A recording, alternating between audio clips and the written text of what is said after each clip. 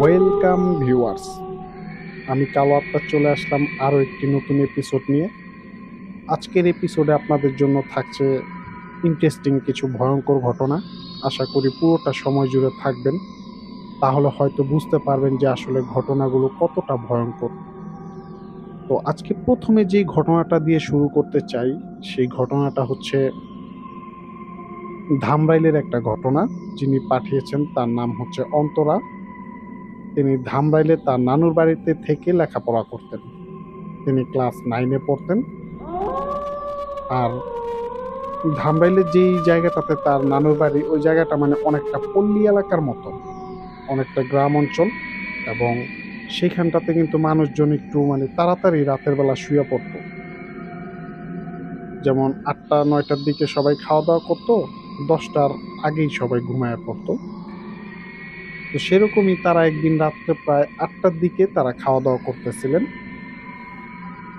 তো সেই সময়টাতে হঠাৎ মানে কারেন্ট চলে যায়।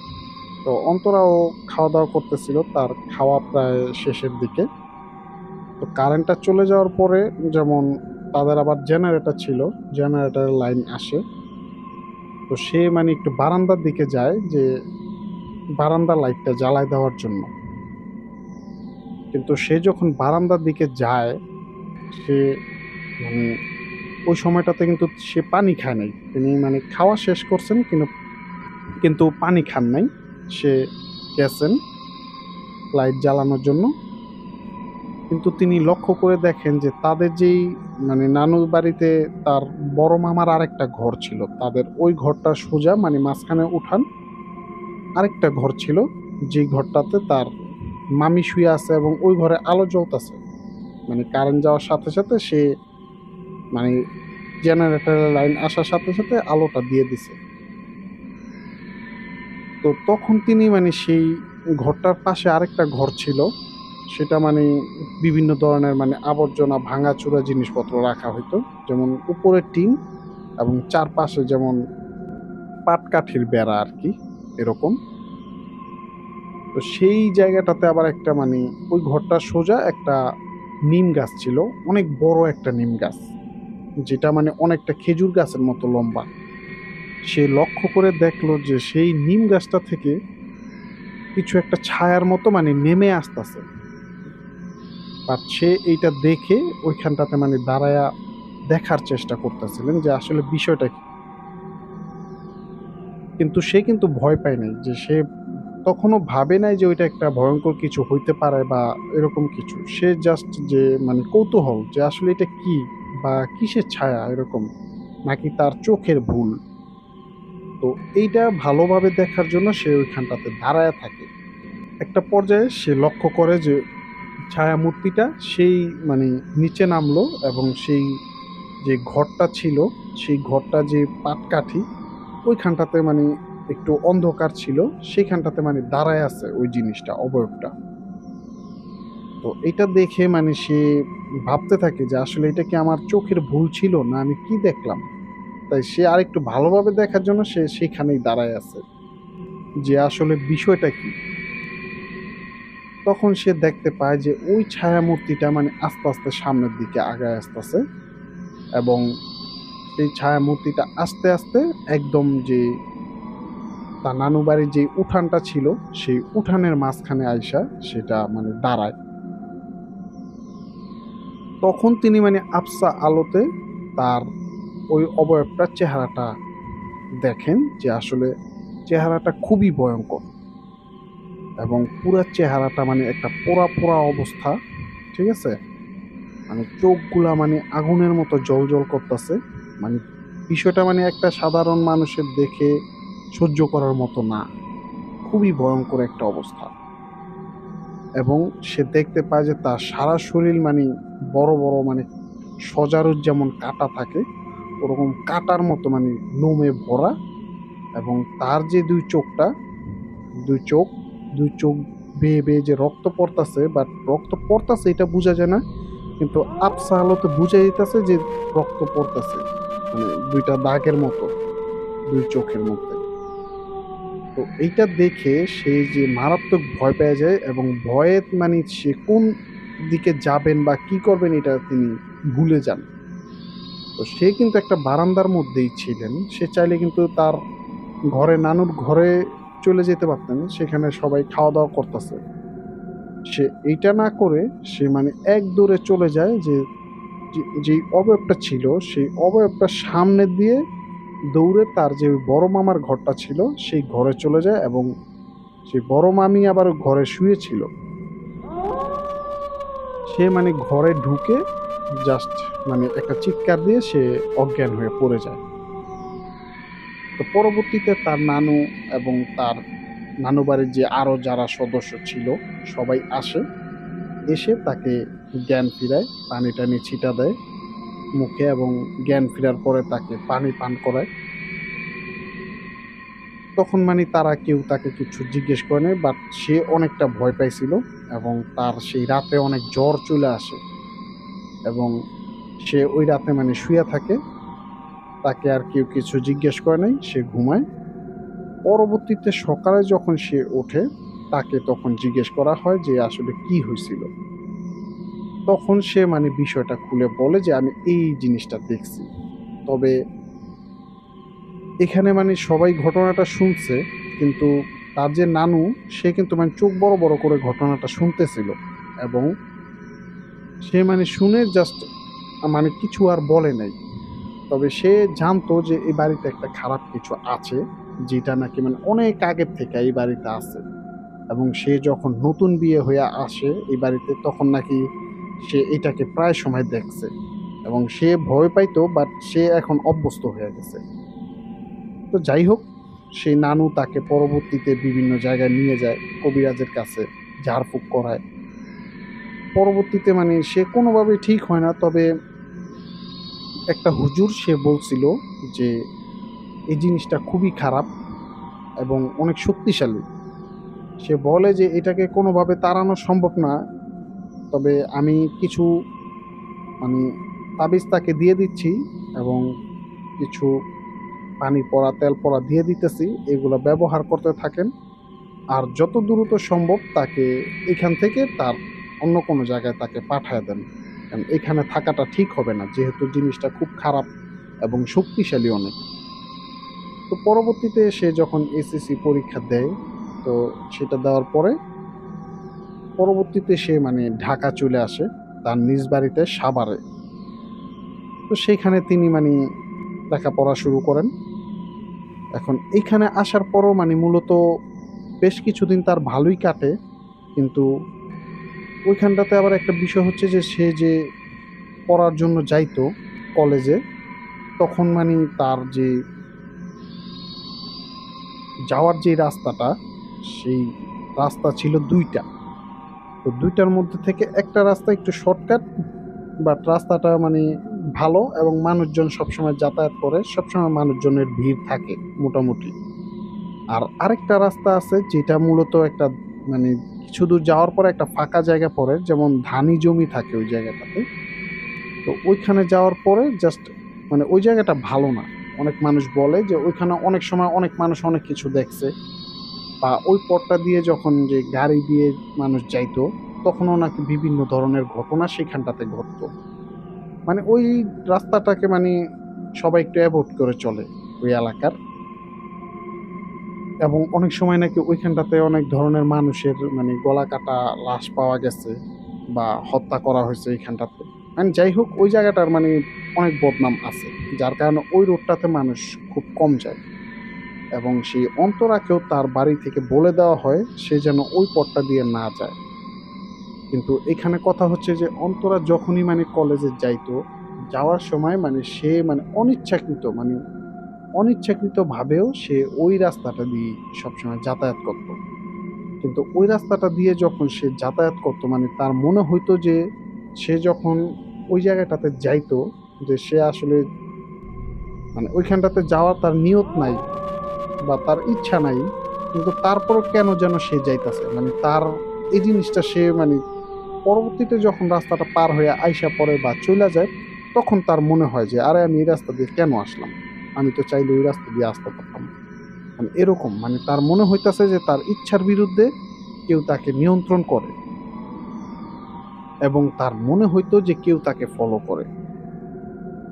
তো যাই হোক, সে এরকম ওই রোডটা দিয়ে যায়। তো এরকমই একদিন সে আবার ওই রাস্তাটার আবার আরেকটা বিষয় যেটা আপনাদেরকে মিস করে গেছি, যে ওই রাস্তাটারই শেষ মাথায় আবার একটা কবরস্থান ছিল, যার কারণে মানে ওই জায়গাটাকে মানে আরেকটু হান্টেড করে তোলে। যে ফাঁকা জায়গা, ওইখানে বিভিন্ন ধরনের ঘটনা ঘটে। আবার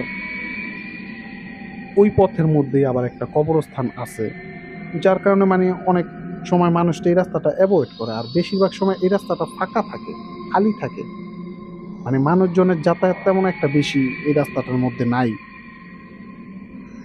তো যাই হোক, সেই অন্তরা একদিন সন্ধ্যাবেলা মানে তার ইচ্ছা হয় যে সে একটু ভাজা পোড়া খাবে আর কি। তো সে তার মাকে বলে, তখন প্রায় সন্ধ্যা 6টা, মানে মাগরিবের আজানের কিছুক্ষণ পরে হবে আর কি, যেমন সন্ধ্যা হইছে এই মাত্র এরকম একটা সময়। কিন্তু তার মা তাকে যেতে দিবে না। তো যাই হোক, সে অনেক জোরাজুরি করার পরে তার মা একটা পর্যায়ে বলে যে ঠিক আছে যা, কিন্তু বেশি দূরে যাবি না, চলে আসবি তাড়াতাড়ি। তো তখন সে তার ছোট ভাইকে নিয়ে সে রওনা হয়। সে যাওয়ার সময় ঠিক ওই রাস্তাটা দিয়ে সে যায়, এবং তার ছোট ভাই তাকে বলে যে এই রাস্তা দিয়ে যাওয়ার দরকার নেই, কিন্তু সে নাকি মানে এগুলা কিন্তু তার মনে নাই।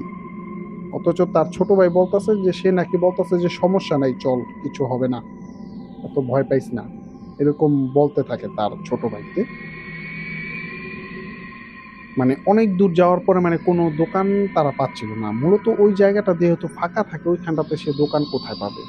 সে আরেকটা যেই রাস্তা ছিল, ওই রাস্তাটি দিয়ে যদি যাইতো তাহলে হয়তো সে পাইতো। তখন তার ভাই তাকে বলে যে আমরা বেশি দূরে চলে আসতেছি, যাওয়াটা ঠিক হবে না। তখন সে নাকি কোনো উত্তর দেয় না, সে নাকি এক মনে হেঁটে যাচ্ছে। তো বাধ্য হয়ে তার ছোট ভাইও তার সাথে হেঁটে যাচ্ছিল। কিন্তু তার ছোট ভাই মানে একটা বিষয় লক্ষ্য করছে যে সে নাকি হাঁটার সময় একটু পরপর মানে ঝাঁকি দিয়ে উঠতেছিল, এবং সে নাকি এক তালে মানে হাঁটতেছিল, মনে হইতেছিল যে সে তার সাথে কোনো কথাও বলতেছে না বা কোনো এদিক সেদিক তাকাইতেছে না, সে এক তালে হাইটা যেতেছে। তো যাই হোক, সে তার ভাইও মানে বাধ্য হয়ে তার মতো চুপচাপ তার সাথে সাথে হেঁটে হেঁটে গেছে। তো সেই কবরস্থানটা পার হয়। কবরস্থান পার হওয়ার পরে অনেক দূর যেয়ে ওই রাস্তাটা যখন শেষ হয়ে যায়, তারপরে তারা মানে একটা ভাজা পোড়ার দোকান পায়, যেখানটাতে মানে ডিম তারপর রুটি দিয়ে মানে কিছু একটা বানাইতেছিল এবং চিংড়ি ভাজতেছিল। তখন তারা দুজন সেখানে খায়, চিংড়ি ভাজা খায়, ডিম ভাজা খায়। তো ওইগুলো খাওয়ার পরে তারা আবার বাসার জন্য নিয়ে নেয় একটু। তো ওইগুলা নিয়ে তারা আবার ব্যাক করে ওই রাস্তাটা দিয়ে।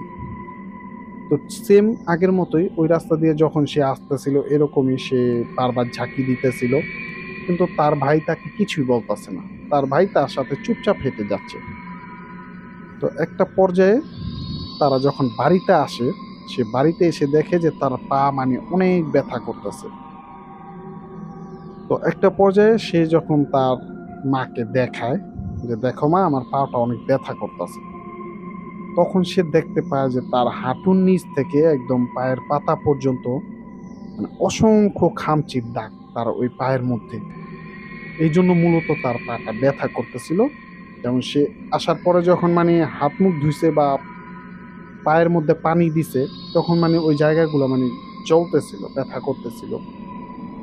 তখন তিনি এই বিষয়গুলো খেয়াল করে, এবং তার মা তাকে মানে অনেক মানে বকাঝকা করে যে কেন দরকার ছিল, দেওয়ার দরকার নাই, তোমার উপরে এমনি একটা সমস্যা আছে, তারপরে তুমি এগুলা। সেই দিন রাত থেকে মানে সেই অন্তরার মানে প্রচণ্ড জ্বর। তারপরে তাকে ডাক্তার দেখানো হয়, বিভিন্ন ধরনের মেডিসিন নেওয়া হয়, কিন্তু কোনোভাবেই তার মানে জ্বর কমতেছিল না। তবে এখানে একটা বিষয় হচ্ছে যে তার জ্বরটা মানে ছেড়ে ছেড়ে আসতো। যেমন প্রতিদিন সে ওই যখন মানে বাইরে গেছিল প্রথম দিন, মানে যে সন্ধ্যার সময় যেই টাইমটাতে, ঠিক ওই সময়টাতে তার শরীরে জ্বর আসে, এবং এই জ্বরটা মানে একদম ভোর 5টা বাজে চলে যায়। কিন্তু তার যখন জ্বর ওঠে মানে এতটাই যে তার কাছে কেউ বসার মতো না। মানে কেউ যদি তার পাশে বসতো, যে ঠিক তার যে জ্বরের কারণে তার শরীরে যে তাপটা হইতো সেই তাপটা মানে তাদের মধ্যেও মানে তারা অনুভব করতে পারতো। এমন একটা অবস্থা। কিন্তু তাকে কোনোভাবেই আর সুস্থ করা যাচ্ছিল না। আর তার আরেকটা সমস্যা হচ্ছে যে তার হাত-পা মানে অনেক জ্বালা-পোড়া করত। তো পরবর্তীতে পরবর্তীতে যে সে কোনোভাবেই মানে সুস্থ হচ্ছে না। পরবর্তীতে তার মা তার নানুর বাড়িতে আবার তাকে নিয়ে চইলা যায় সেই ধামরাইলে। তখন তার নানু বলে যে, "ওকে হয়তো ডাক্তারের চিকিৎসায় হবে না। ওকে কবিরাজ দেখাইতে হইব। ও হয়তো কোনো কারণে ভয়-টয় পাইছে।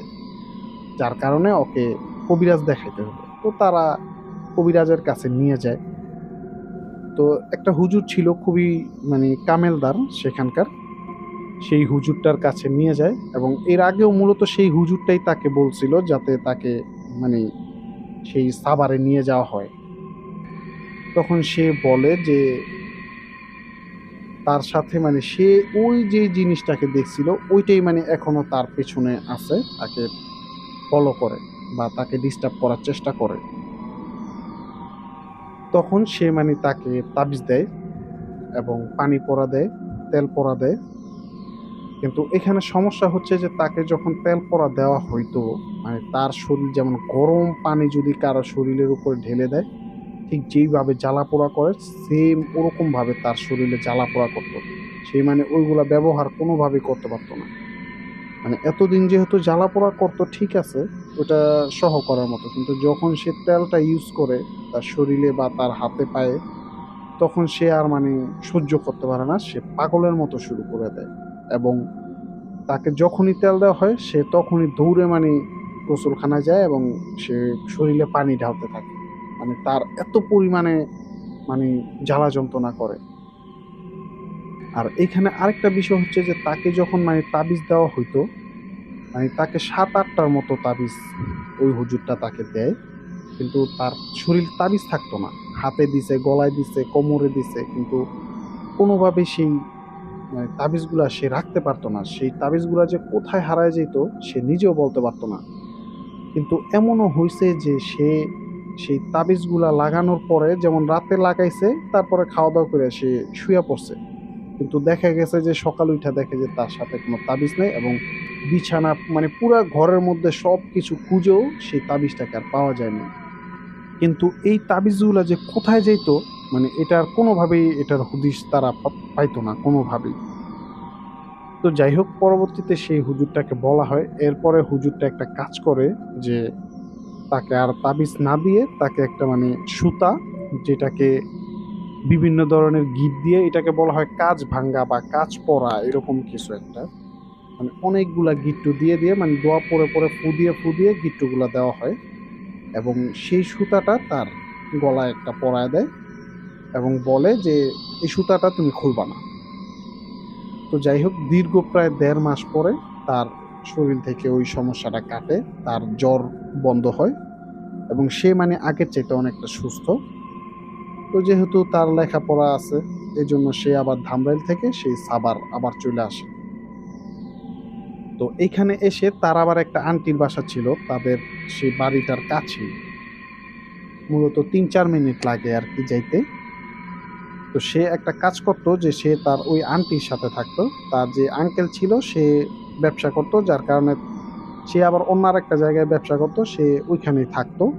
সে সপ্তাহে ১ বার করে আসতো। এজন্য সে মানে তার ওই আন্টির বাসায় থাকতো এবং সে ওইখানে লেখাপড়া করতো। পাশাপাশি আন্টির সাথে গল্পগুজব করতো এবং প্রতিদিন তার কাজ ছিল রাত্রের ১২টা-১টার দিকে তারা দুজন ঘুমায়ে পড়তো। তো একদিন সেই আঙ্কেল মানে শুক্রবার ছিল, বৃহস্পতিবার সে চলে আসছে।